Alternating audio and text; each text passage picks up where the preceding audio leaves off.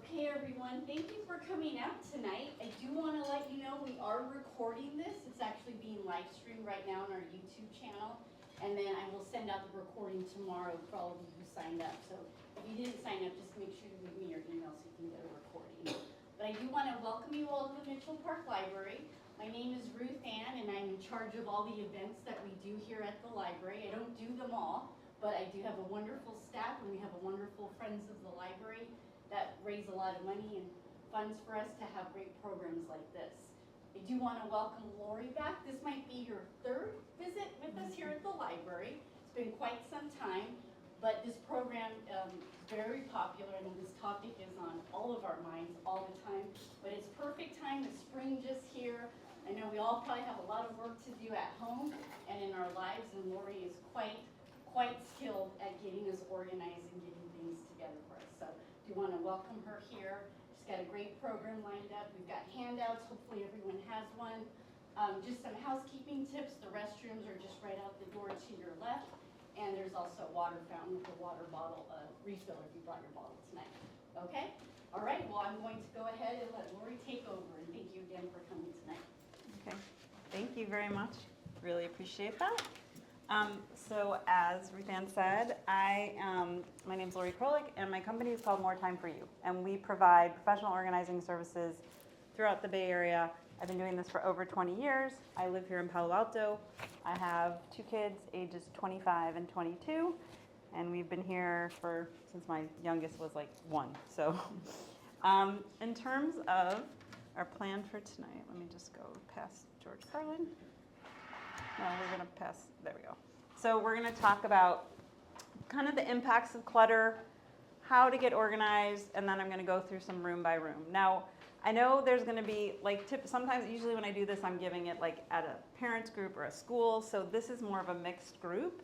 So I'm going to sort of go through some things, but if there's specific areas you want me to touch on or have specific questions, I encourage you to raise your hand, ask questions. I want this to be as interactive as possible because we can all learn from each other. Yes, I'm a professional in this, but everybody has some great ideas. So that is the plan. And then I just want to give some thoughts around the different kinds of people that I work with in my job. So the first kind of typical person is the first picture on the left, and that's people who've just never been organized. They could be super successful people in life, have great jobs, have done very well, but it's just this kind of concept has just eluded them throughout their lives. And what ends up happening is they can't find things, they buy duplicate of things, and it's just, there's no sort of order and there's a lot of chaos. Now, these people can live with high levels of clutter and still be functional, but their lives are more stressful and more challenging. And then there's what I call, which is the bottom picture of that very pristine looking room. It's sort of like the type A personality. It's someone who like is always striving for perfection. They're pouring over like now with Instagram and Pinterest and there's all these like such pretty organized spaces. And so they're always looking for the perfect solution, but in trying to find the perfect solution, they become paralyzed and do nothing. So they never really get to their end results. And then this is sort of a dated picture of the modern mom, but this is really like modern couples. Both working, coming home at the end of the day. There's just so many things to do. You just want to get dinner on the table, spend time with your spouse or your family or whoever, and you're just too exhausted to do that. And so for these people, like they know that they can follow a program, it's just getting out of the overwhelm is sort of challenging for them. So can any of you sort of relate to all of these different personas? Okay, great. And then just in terms of our world today, just there's been a lot of, like this topic is everywhere. Like there's lots of shows on Netflix and on different platforms, so we're a lot more familiar with it.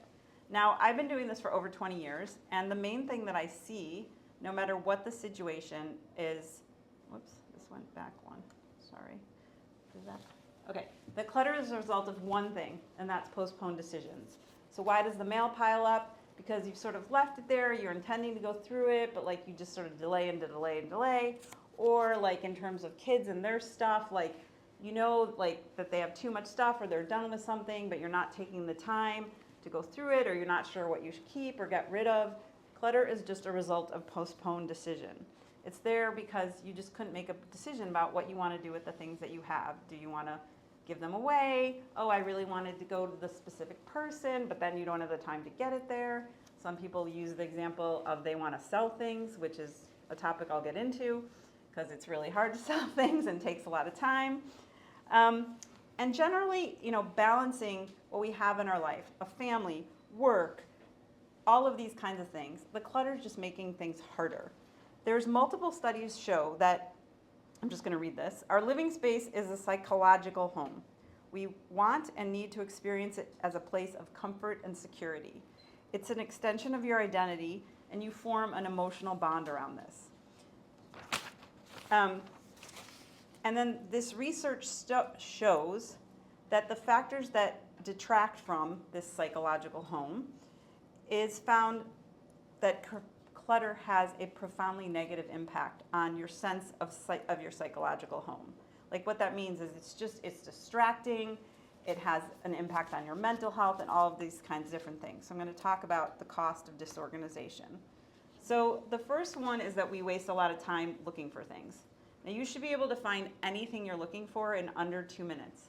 Now the average American spends 4 minutes. But if you lose your keys once a day, looking for the remote, looking for that piece of paper you need, all of those minutes can add up to hours each day. So if you're looking for 5 items a day, it's not that unusual, you could be wasting 20 minutes a day, turns to 10 hours a month or 5 days a year, just looking for things. I will tell you the story of this one client that I had that called me literally when she was going on a trip and she couldn't find her passport. And that was sort of her bottom moment of I don't know where this is, I need to leave, I'm not gonna have you come today, but I clearly need you to come as soon as possible when I get back because I can't live like this anymore.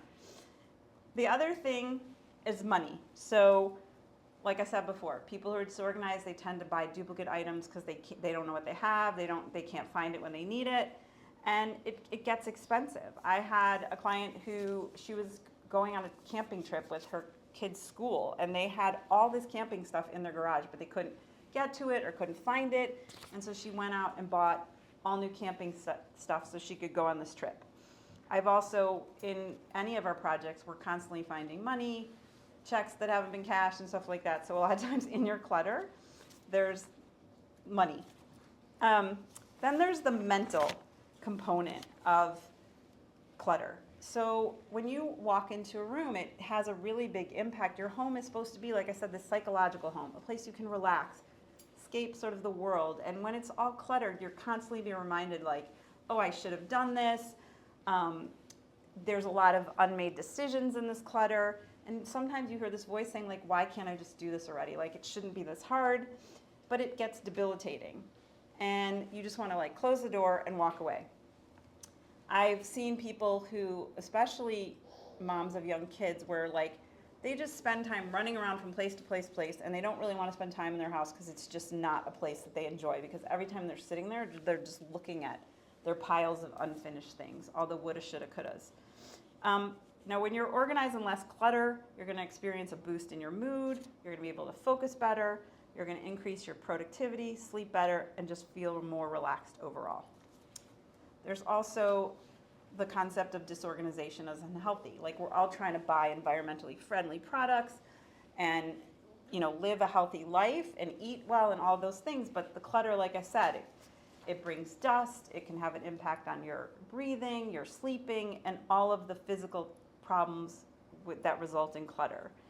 And I've seen lots of people where they're really crazy organized, or really crazy about oh, I want this to be clean, and they're so focused on clean, but yet you look at their house and just things don't have a place, and so it's just bringing more dust and dirt.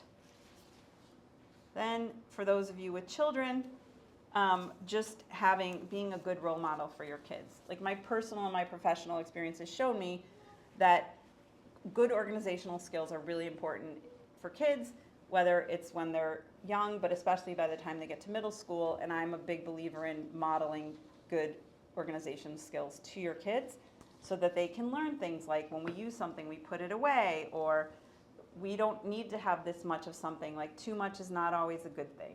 So the more that you can teach them at a younger age, hopefully they can replicate that as they get older.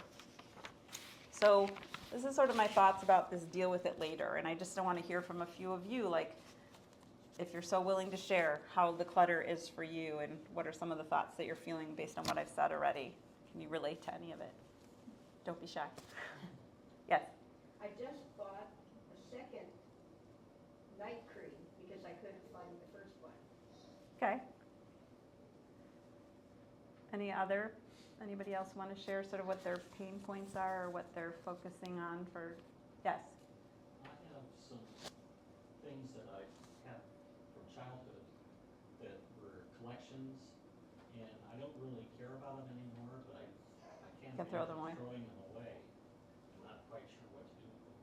Okay, I'm going to address some of that. Did you want to say something? I have a 3-year-old, and so, we want to give her all the toys we've never had, and so she has a lot of toys, and it is just delayed decisions. I need to go through that. I need to, organize it, but, it's all toys that she plays with. So Right.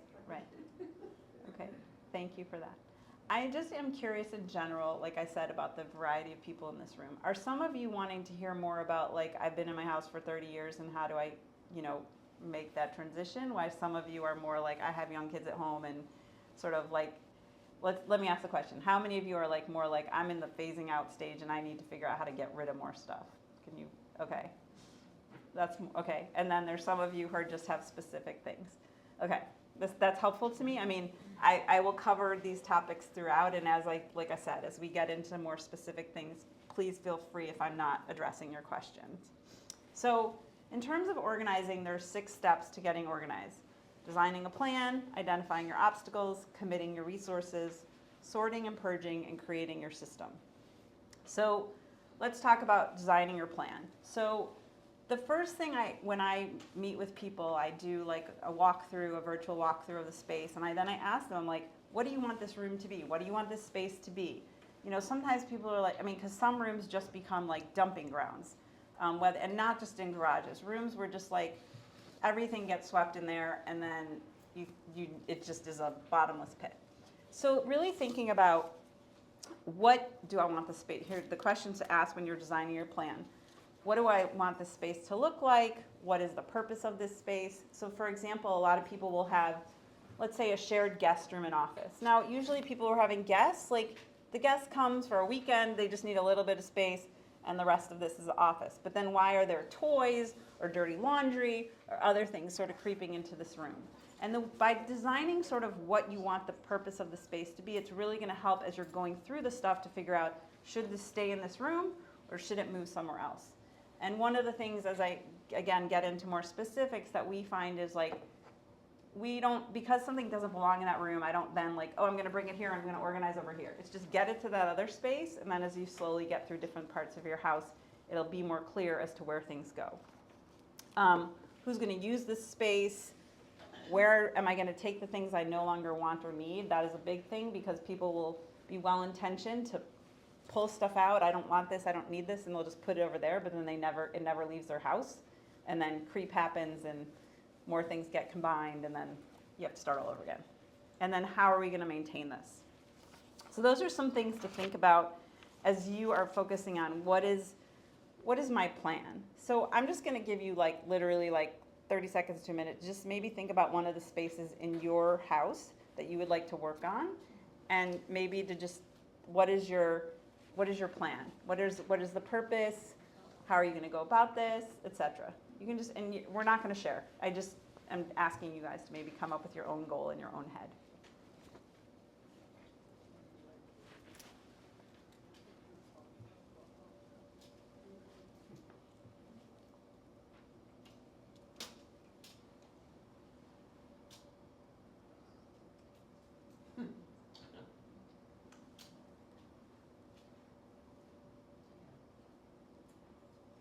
Yes. I think that kind of is challenging sometimes, because I find like I've got clutter in a few different areas, and I'm like, okay, which one do I want to tackle first? And Well, I'm going to get into the concept of time, but I mean, some of that is like, okay, if you're someone who only has a little bit of time here and there that you like commit, like I'm going to go through this today, like you do a little bit at a time, or you find other ways, which I'm going to talk about, how to find larger chunks of time that you can do more.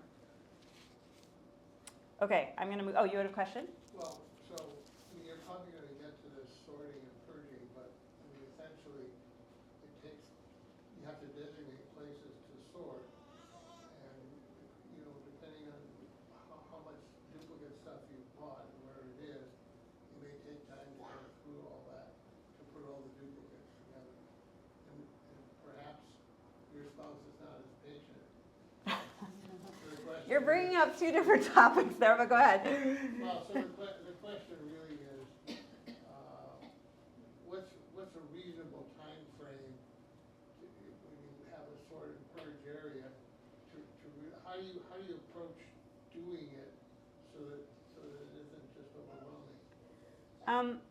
So I am gonna get more specifically into that, but I mean, also you are touching on the concept that we live with other people, and some people have different tolerance levels of clutter and different concepts around how much stuff is enough stuff and all of that kind of stuff. So that's one topic.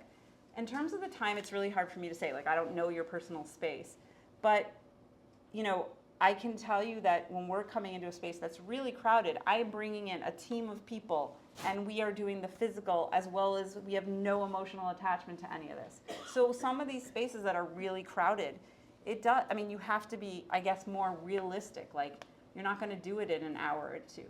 So some of it can be, okay, I'm gonna dedicate this amount, like, I don't know, Tuesdays from 9 to 11. We're just gonna do what we can and we'll sort some, and you might have to leave it there, like, for a little bit till you can come back into it. Yes, there is a space that you need to be able to stage. That's the hard part of doing it over time. That's why, like, when we do a space, we are coming in for one day to knock it out. But when you're doing it over time, it can be hard because you've got to have a place to leave the stuff to come back to it. Okay, thank you for those questions.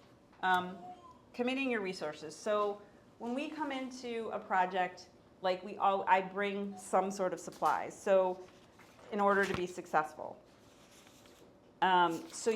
Things that we have. So the first picture is, those are file boxes. If you're just looking for, I just need a place to put things into. So this is a way that you can sort of set up, this is my keep, this is my, you can have garbage bags for get rid of, and then sort of you could even create banker's boxes around different types of categories of things that you're gonna have as you're sorting. We tend to do a very general sort first, like this is holiday, this is sports, or this is Legos, this is dolls, whatever. Very just general, just throw it in a pile. And then coming through and making the decision around what do I want to keep and what don't I want is way easier to do when you have all of the particular type of category that you're trying to decide about and then trying to organize. Also, then the middle picture is just, that's from the Container Store. I use tons of, I mean, unfortunately environmentally, but I use tons of clear bins from the Container Store. They come in all different sizes. Often when we arrive at a client, they will have like a million just really big bins. And then like things they just become dumping grounds for multiple things, and then it's really hard. So by separating categories, putting things in various sizes depending on what it is really helpful. When we're doing papers or files, having file folders, and same thing with the file boxes, like that's a great way that you can sort of set up temporary files or put your papers. If you've got a room full of papers, it's another thing. Like going through your paperwork as you're trying to physically sort a space is not a very good use of your time because paper takes like a lot of mental energy. So we'll just like put the paperwork in some kind of container, and then that's something maybe the client can do, or you can do, you know, when you have a couple hours in the evening, you're gonna just go through the paperwork. And I'm gonna get into paperwork and what you keep and what you don't, but that's just sort of a general rule. Having a place for trash, donation, recycling.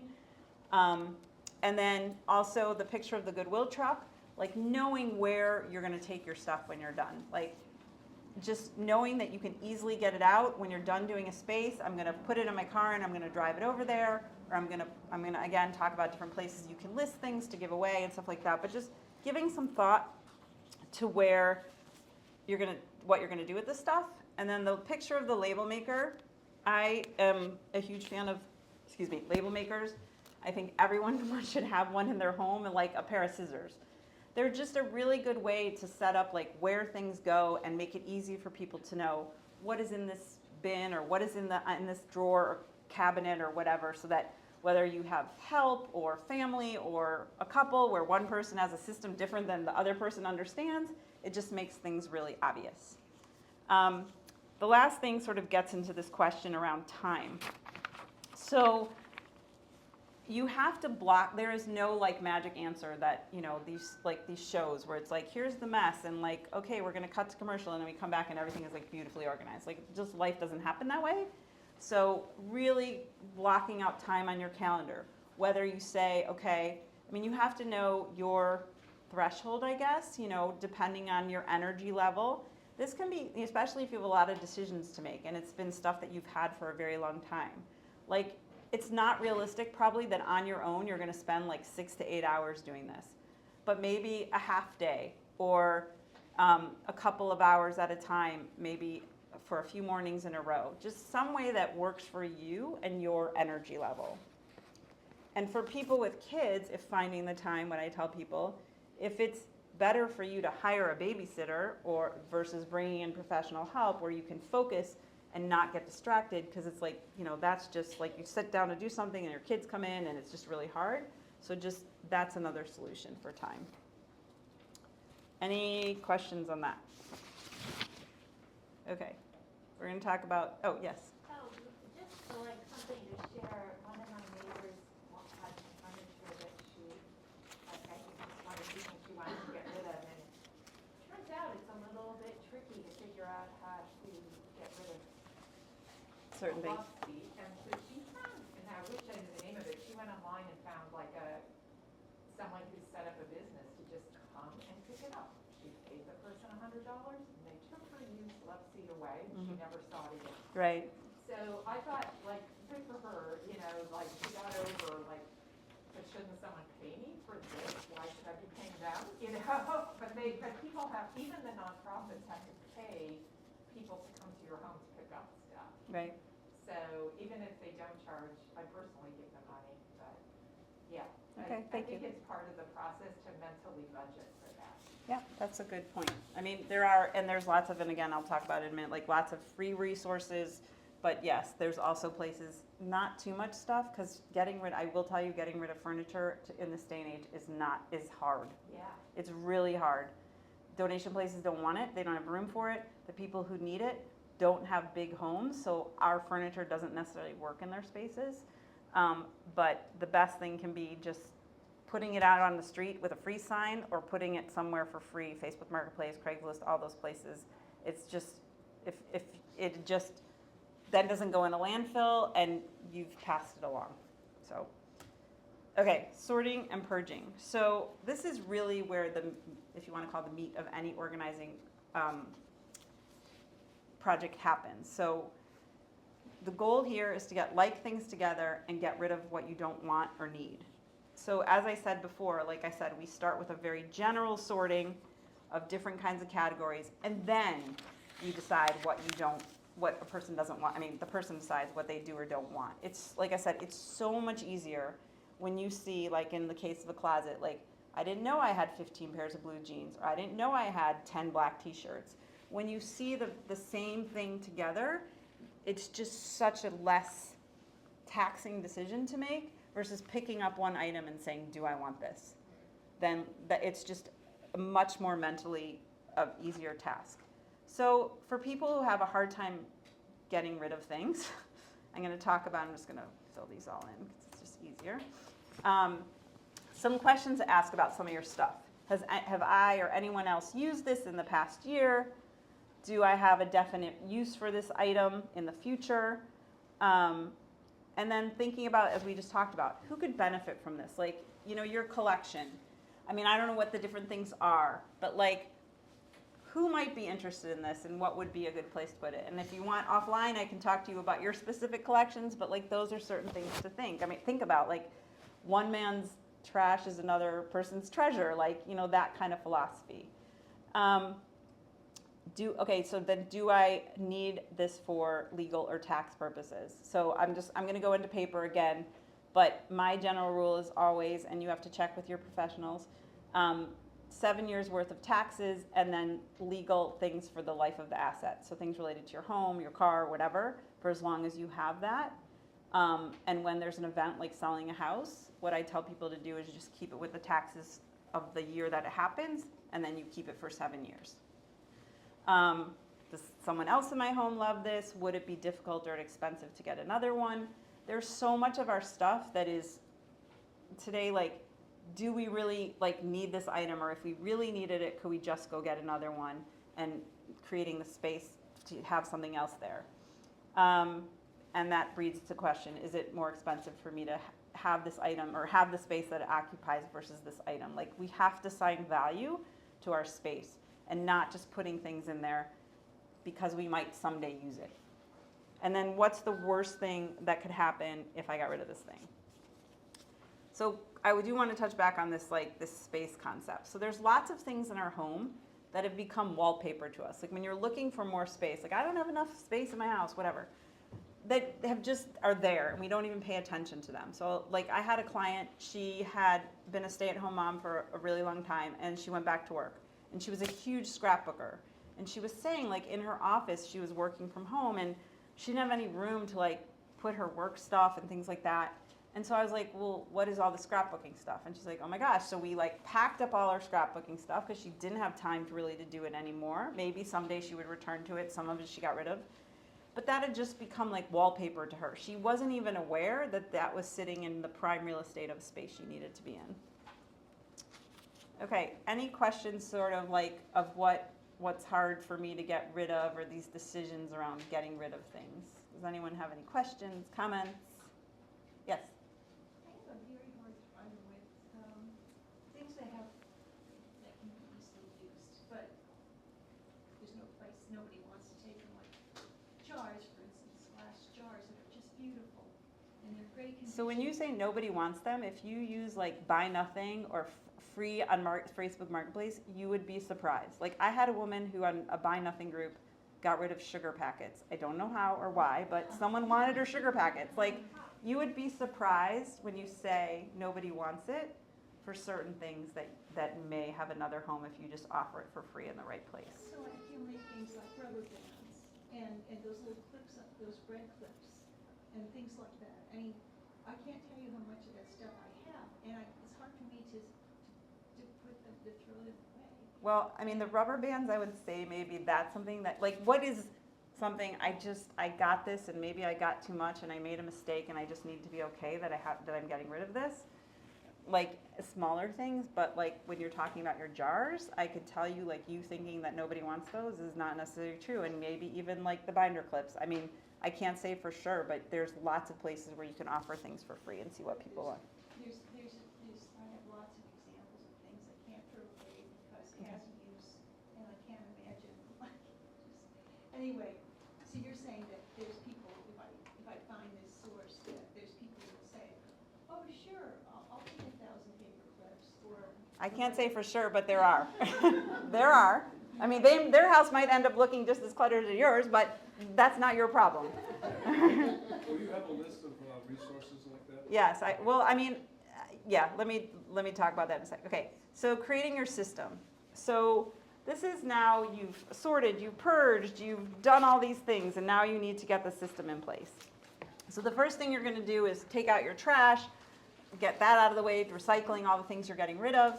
Then you're going to move the things that need to go to another room, and then you're going to think about, okay, I now have this much of something of a particular category. What am I going to do with it? So some things to think about is, like, is this more accessible in a drawer or a cabinet? Is it something I want, like, really accessible to me, or is it better in a, like, more out of the way place?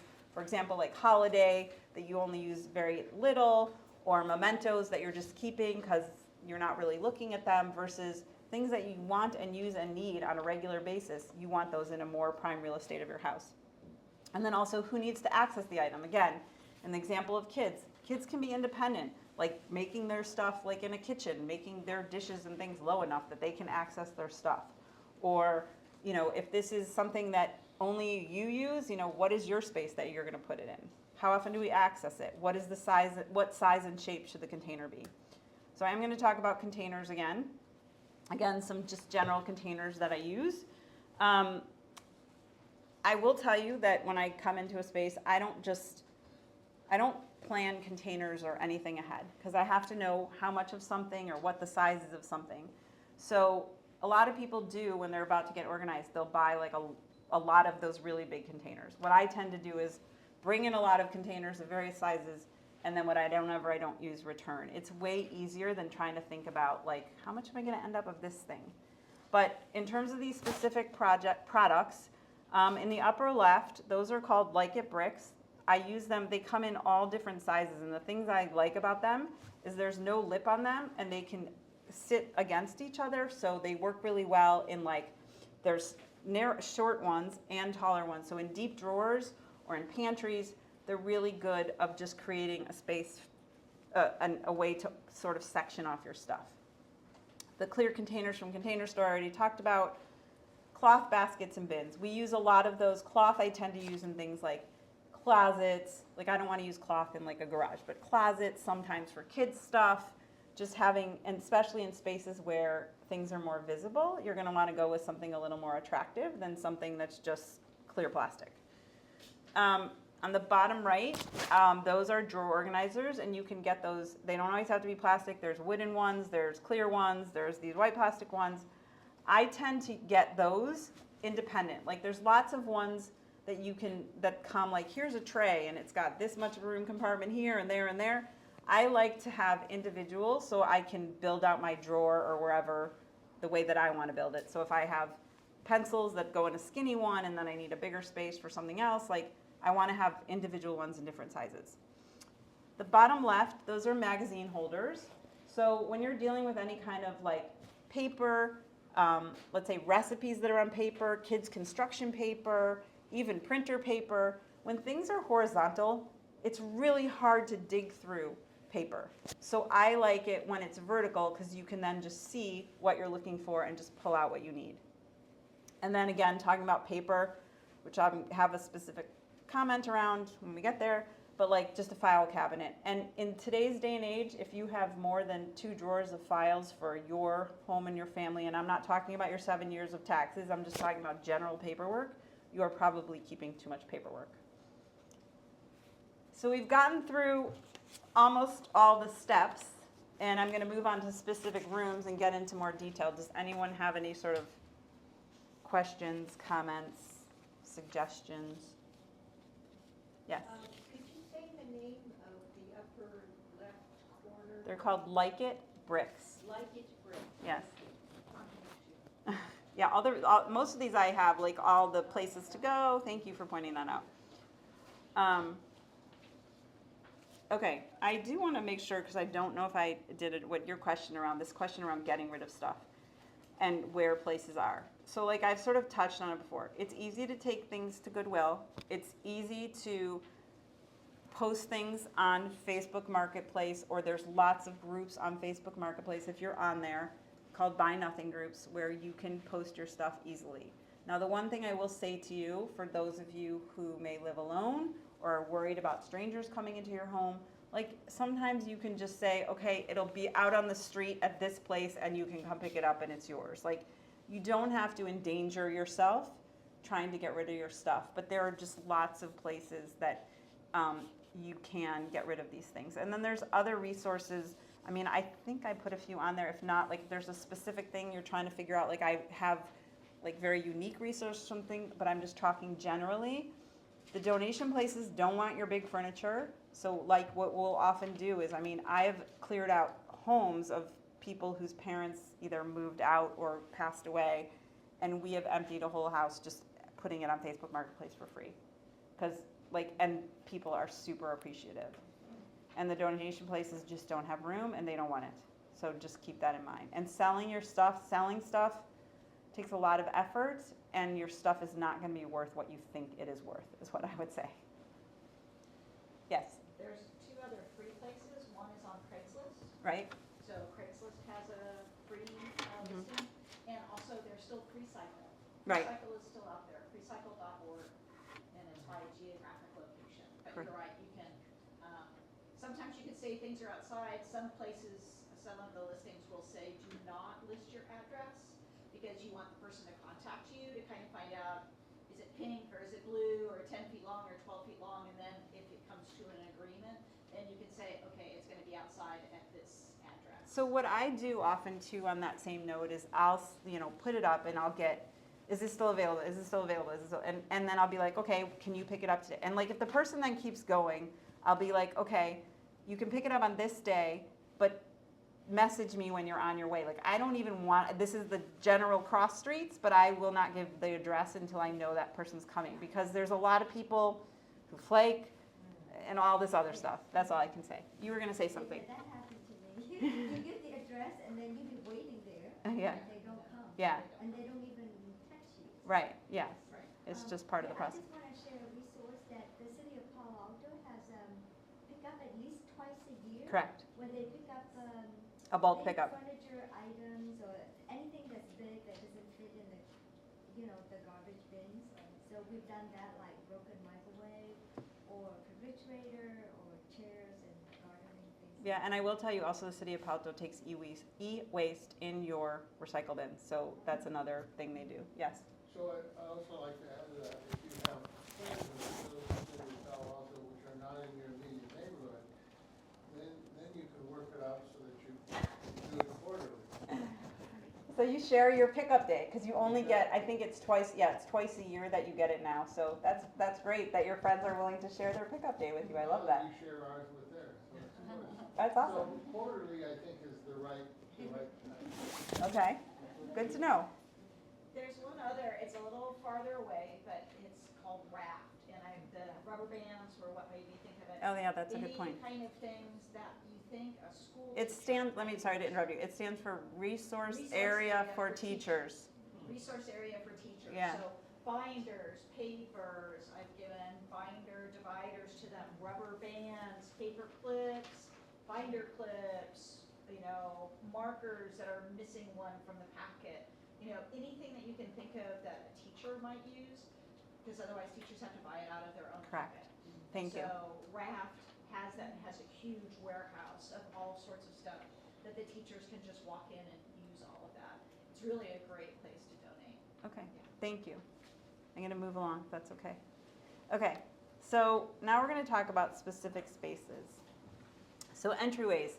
This is like the first place you come into your home, and so you want it to sort of welcome you. But what a lot of people have is they have shoes strewn about the floor, people are just dumping their bags, like they don't really have a great system in place. Now not everybody is gonna have space for a huge entry closet or a huge system like this Pottery Barn locker system.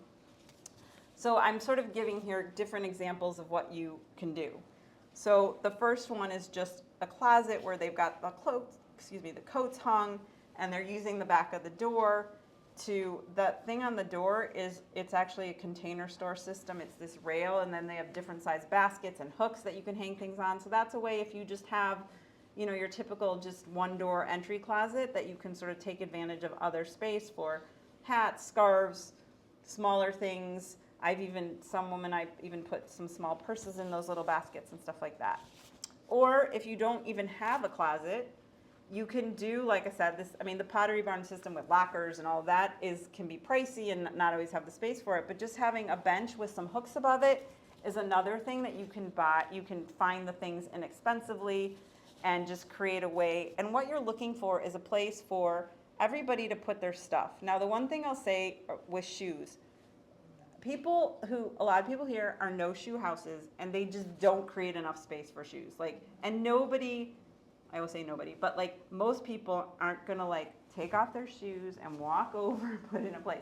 So you need to make it as easy as possible, whether it's just a basket for each person, but having just one big shoe bin for your entire family is not probably the way to go.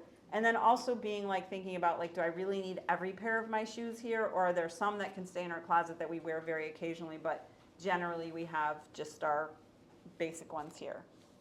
Also thinking about, what do you need in this space? We live in Northern California, how many jackets do you wear? Maybe you need 2 in this space. If you have your big winter coat or your raincoat that you only wear very infrequently, although this year we've used them more, you don't need that many things there. So that's why, because I'll see people who have coat racks with, 4 people's coats on them, and it's just exploding and nobody can get to their stuff. So you don't need that much stuff just right in your entryway. The bottom one is just another example of just like hanging some hooks on the wall, having a little shelf for your keys, things like that. But you need a place for everybody to put their stuff. Your kids' backpacks, your work bag, a place to put your keys or put your phone or things like that when you come in the door. And that's going to create a system that's going to be much more welcoming than just having a dumping ground at your doorstep. Any other questions on that? Okay. Oh, I do want to touch on one more thing. You also should have a place for things that are going out. So if there's something you need to take with you the next day, you know, where's that going to go? Am I going to take the dry cleaning? Again, with kids, like, do I need my instrument or my soccer backpack or whatever? Doing it the night before and having a place to put it, because everybody knows in the morning, nobody's mornings are smooth and easy. It's much easier to do anything the night before.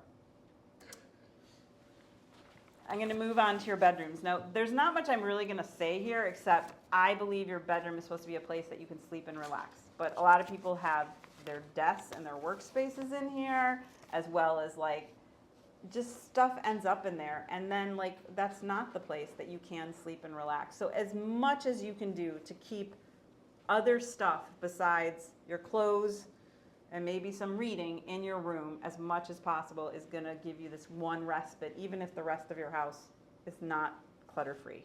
So that's just sort of an important thing to think about. Okay, I'm going to move on to clothing and closets. Is this like an issue for anyone before I spend too much time on this? Okay. So keep in mind that we wear 20% of our clothes 80% of the time. So really being how much do you need and like what should you be keeping? You should really only be keeping things that you love, that fit you now, and make you feel good when you wear them. Keep those someday maybe things and all of that. Like, okay, maybe you have a few things, but if you have a lot of it, you need to really think about how much should I be keeping.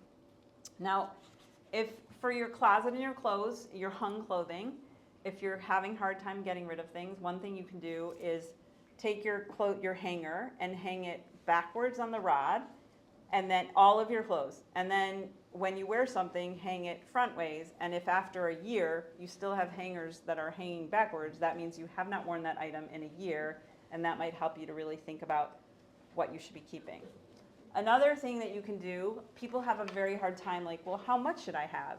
So for example, a lot of people in this area or just in general have t-shirts or graphic tees. So when we're going through closets, one thing that we do for people, a lot of people, some t-shirts are very momentous to them. This rock concert, or this is from college, or whatever the memento is. So we'll often say, well, you can have a bin of memento clothing that we put not in your closet. And then you can have as many of this item as fits in this space. I'm not telling you what that space is or how big it is, but like one drawer of t-shirts or whatever you define. And once you're out of that space, that's your cue to like make a decision around what should I really be keeping? Do I really need this one? And getting, as new things come in, what can I take out because I need more space?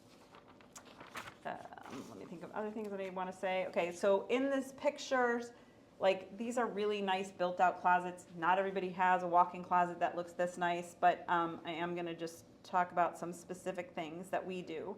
So in the middle picture, that's what I'm talking about, those graphic tees. So how many people here are familiar with this folding method where you can stand your clothing up so you can see it? So that's a way, like that way, and online, and if any of you've heard of Marie Kondo, like they do it very pristinely. I don't necessarily even go to that route. Like you can roll things, as long as you can see what's on the t-shirt or get a general sense of what it is, to me that's enough of it's better than stacking, you know, just one on top of the other. So you can just pull out what you need and be done with it. As you can see, we use cloth baskets. Also, in general, like the picture on the bottom left, when I'm putting like sweaters or jeans on shelves, which are great on shelves, they don't need to be, if you don't have drawers, like I don't want to stack like 6 high, like, because it's really hard, as I just said, to get to that one item that you need on the bottom when you have to move 4 or 5 other things out of the way. And other things we do, in the middle picture, that's just an example of like bras and underwear, of just using small things to sort of contain your stuff if you only have one drawer, so it's not just bleeding all over each other. The one on the left that is a picture of like a linen closet that is also from something online. And my point about showing that is sort of getting into this concept of what they call organizational porn that they have online. There is no way that that closet door is going to close with those rods on it. And there's no way that anyone can get those towels out of there in an easy way. Like, and then on the bottom where the baskets are, like if you want to get the basket on the right and the left, you're going to have to move the one out of the way in the middle. Like, it's just, I want you guys to be super like aware of like, yeah, it looks nice, but what's functional? And I'm very much about function. I mean, I think it's the pictures where people color code their pantries, like yay for them, but there's no way that my family would keep that up in a million years.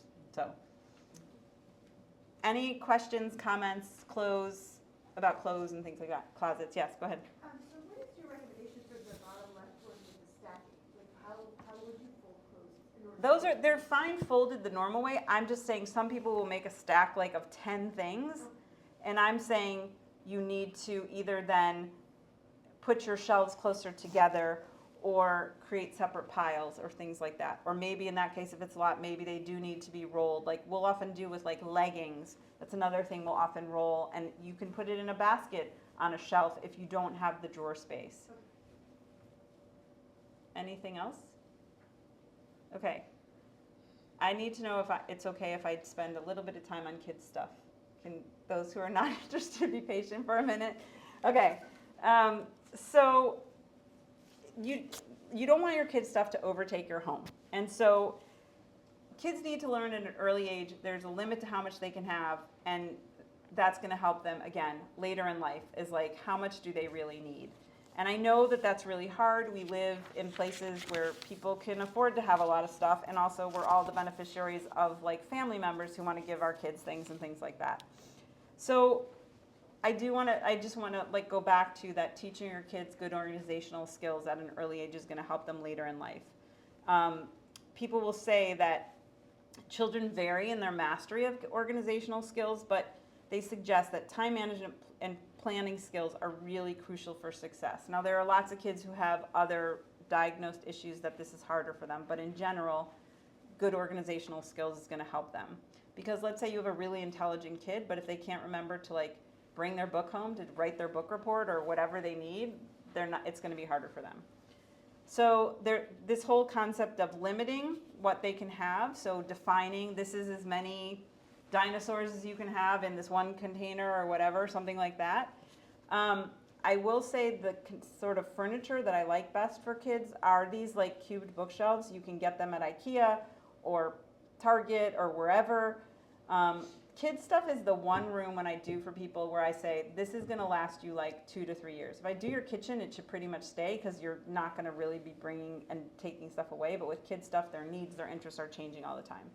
So we'll use these bookshelves because you can use them for books or you can put containers on them, and they just work for lots of different things.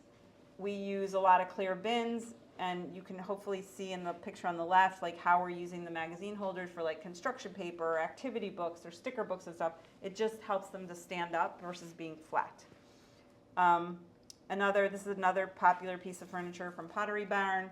The one thing I sort of want to say here is, although in this particular case, this kid was only going to play with this in this room, but what we typically will look at is like, for example, the train tracks. Like if you want him to be able to play trains in any room, I would not put them in this because you have to like move each individual piece. So being sort of cognizant of where are they going to play with it, and they need to bring it to another room that it's in something they can pick up and move it where they want to.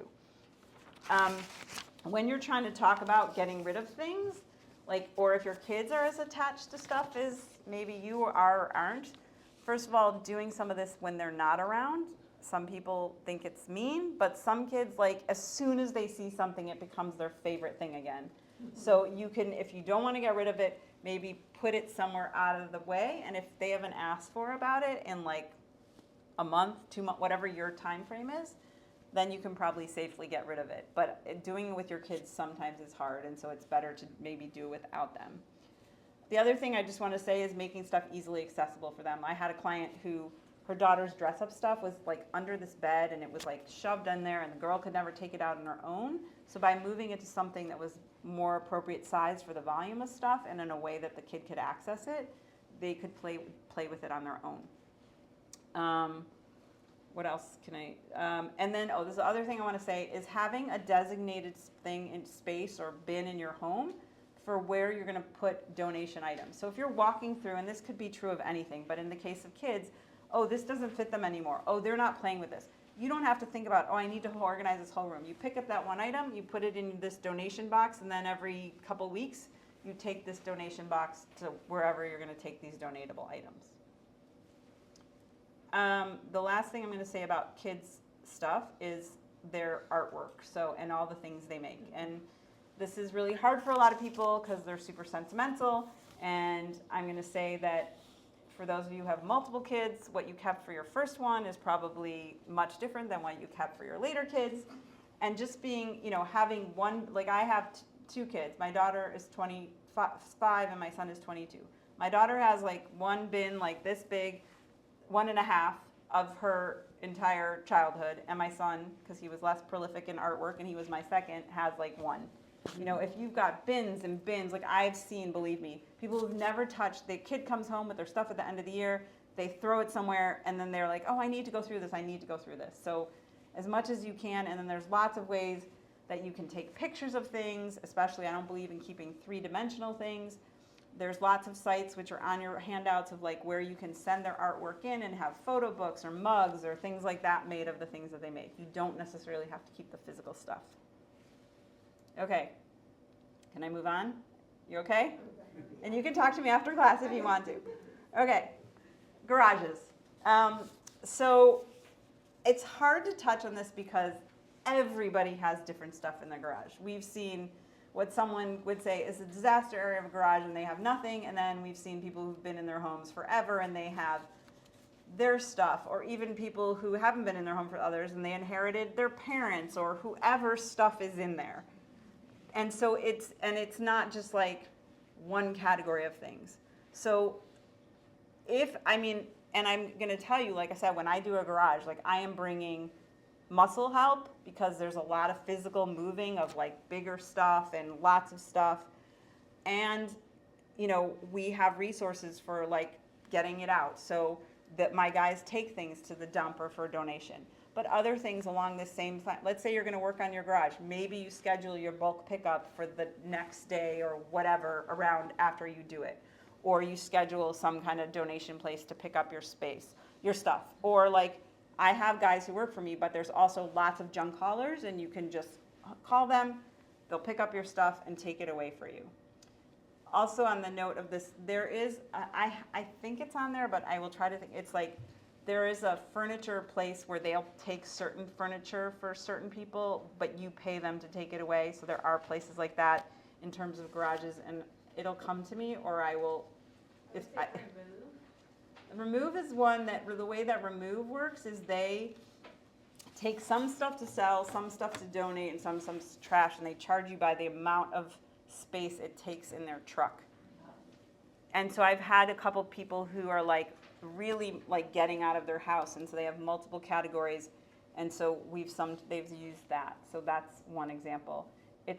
I have to I'll look at my phone, so if anybody really wants to know when we're done, I will give it to you. I just cannot, it's not coming to my brain at this moment. Other things that we do with garages, so a lot of people, if you're of an older home, like here in this area, and like it's got built-in wooden shelving, that is not always the best thing for storing your stuff. Usually it's not that deep, it's not adjustable, and so these racks that are in the very top picture in the back of this, we get them on Amazon. They're easy to put together. They're metal. They're just held together. There's couplers that go around those posts, and you just put them on they're very easy to build. It helps to have two people, but you literally could build them alone. And then we'll just like put them down. Okay, what are we putting on this first shelf? Okay, how high do we need the shelf to be? And then we'll put it together. Also, people have, a lot of times the other type of rack that people have in their garages, they don't have built-in shelving, is the ones in the last 3 pictures on the bottom. Those are called gorilla racks. Those are also very sturdy, but they're way harder to adjust. So I just like the ones that make it easier if you change what you're putting there, that you can like easily move. It's not super easy, but it's relatively easy to tap it up, move the little coupler, and change the height of the shelf. Am I confusing anyone? Okay. And then, I mean, that's like sort of the, like we also a lot of times will hang things. People like in the case where it was an exercise space, like hanging the straps that they were using or hanging bikes or hanging ladders, just getting as much as you can off of the floor, and not everything has to go in a bin or on a shelf. So those are ways that you can make room in your garage. Yes? Do you ever see anybody parking cars in their garages? Yeah. They just never do. There are actually, we've even people who have like a one car garage, like they're like, no, I'm determined to get a car in here. But yes, it does make your ability to keep more challenging. So yes, but there are people who eventually get a car in. Yes.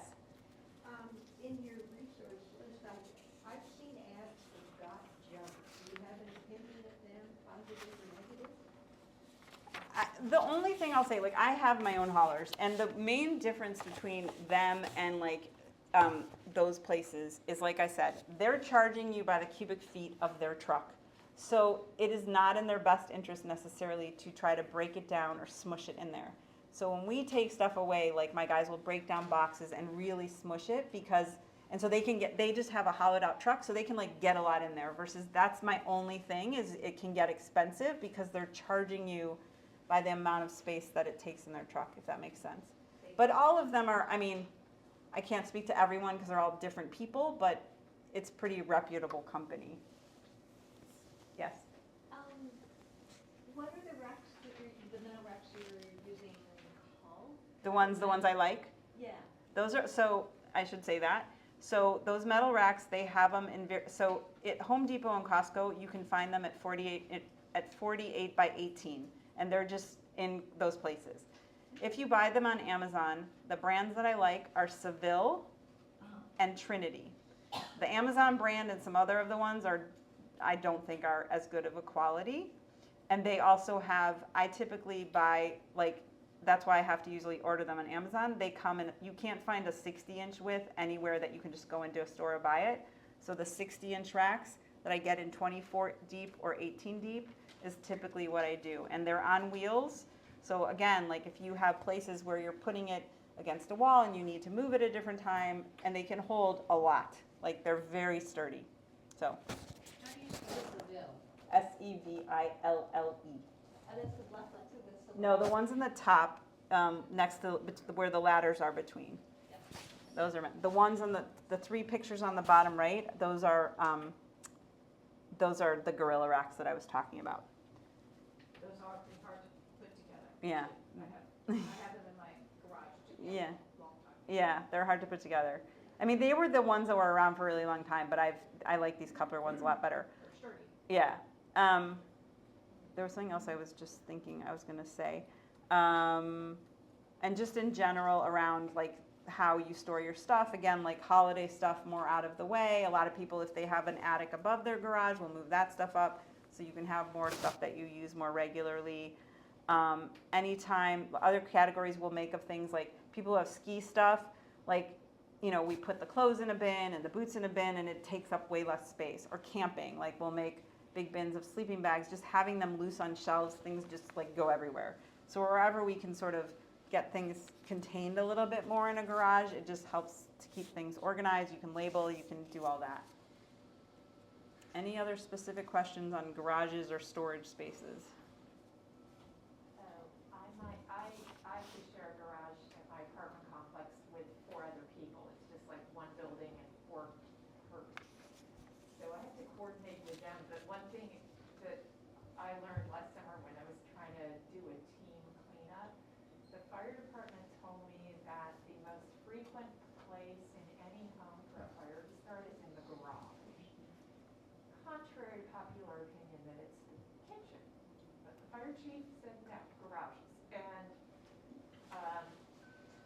when we did this group cleanup last summer, it was like a profound amount of flammable stuff that was in the garage that had been like, Well, I mean, people think just about it. weren't You have thinking about. paint, you have, I should talk about hazardous waste. There is in Palo Alto, they have hazardous waste days, and it's down at the end of Embarcadero. I think it's like the first Saturday of the month. Does anyone, I haven't looked at it in a while. Every Saturday? Okay, every Saturday that you can go and take your stuff. So that's paint, cleaning products, any hazardous waste can go there. They also have a place for dropping medications. That's another thing that you don't want to just throw away. So that's just something to think about. It's free. And then also and I'm about to get into the paper conversation, there's oftentimes they'll have like a shred day where you can take your stuff for shredding. So any other resources or comments? Yes? I'm not sure whether it's still there, but they used also to have a place where people would put used household items, like paints and cleaning solvents, that other. Right, the hazardous waste, is that what you mean? Yeah. Yeah. Or just things that you're not gonna use, but someone might. They have a place that you can leave that? Yeah. Well, for cleaning products. Oh, I see. Not something toxic. I see what you're saying. Okay, meaning like, okay, thank you. Haven't I shop don't, lately, yeah. but I know they do Okay. that. Interesting, thank you. Okay, how does paper fare for everybody here? Is paper an issue? Can we raise hand for a lot of, okay, yeah. So I will tell you that the biggest thing that I see with people in paper is like, we're so worried that we're gonna need this someday. Like it's just, and we don't know what to keep and we don't know what to get rid of. And as you know, for some of us who have been on this planet longer, like yes, we used to need to keep a lot of stuff in paper form. In today's world, that is just not the case anymore. So when we look at having the paper that you're gonna keep, and you're gonna have a file system, as I said, you shouldn't be having more than 2 drawers for a typical house, and that doesn't include your taxes, which you can put your 7 years of taxes can be in an archive box somewhere or in one file drawer. It just shouldn't be with your it doesn't have to live where your regular files live that you need to access. So if you get nobody likes to file. I just want to say that. Like nobody enjoys this process. Even for myself, I'll have like on the top of my file cabinet where I'll put a few stacks of paper, and after about like a month or whatever, I will eventually put it in there. But it's just not a fun thing to do. But I can easily go through that pile in like 10 minutes because I have a system that's easy to use, easy to access. I've created the basic things that I need, and then I should be able to find whatever I'm looking for in less than a minute. Now I'm going to talk about, this is going to help you, the common reference files that you should have. Beyond this, there's probably not much that you need. So I talked about your 7 years worth of taxes, and that includes any donation receipts. If you want to keep receipts from home repairs, that's the guy who just comes in, fixes your plumbing. Maybe you want that receipt because you want to remember his name and it's just easy, which is different than your home improvement receipts, which are going to add to the basis of your house when you sell your house. So you need to keep a record of that for your cost basis when you go to sell your house. Medical records of everybody in your family, and I'm just talking like reports, immunizations, things like that, not that where it says not EOBs, that stands for explanation of benefits. So when your insurance company sends you something and they say, we paid your doctor this, you owe that, you do not need those. It's just information. You don't have to keep those. So that's not, when I'm talking about medical information, I'm not talking about those. Having a place for any receipts from your car, as long as you have it, and then having a place for your insurance, home, life, and auto. Once like it renews, like your auto stuff, you should get the old one out of there and put in the new. Important documents, things like passports, social security cards, birth certificates, things like that. So I have just in my house a fireproof box, if you want to say. You can get them on Amazon, Office Depot, whatever. Mine, I don't have one like built into the floor, but if it's in my office and if we had to leave at a moment's notice, I could easily take this thing. It has our passports. It also has, I back up I have a desktop computer, and once a month I back it up to an external drive, and those are also sitting in there. So that if I had to just leave, I could take that with me. So that's what I recommend for the things that are like important documents that I just said. You can also, we also do have a safe deposit box that's off-site for some other stuff, but I don't want to put my passports in a safe deposit box. I need them at my house.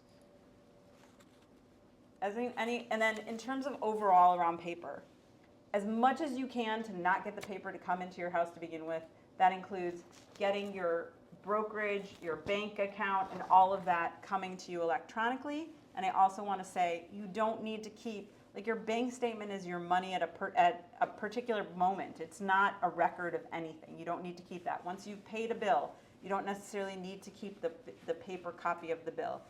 only the paper that relates to your taxes and things like that. So that's where people just get in this mindset of like, oh, but I might refer to this. And even with your taxes, if you've never organized your taxes, like I had this one guy, he's like, I just dump them in this bin. And if I get audited, I'll organize the bin. But until then, like, who cares? Like, I just need to know they're in my house, and that's it. So, any other questions on paper? Okay.